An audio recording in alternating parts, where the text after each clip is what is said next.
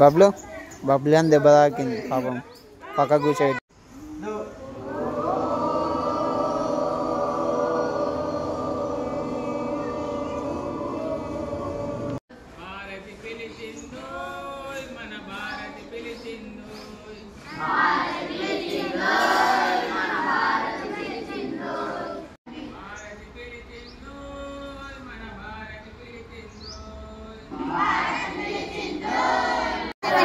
వ్యాపింపజేయాలి.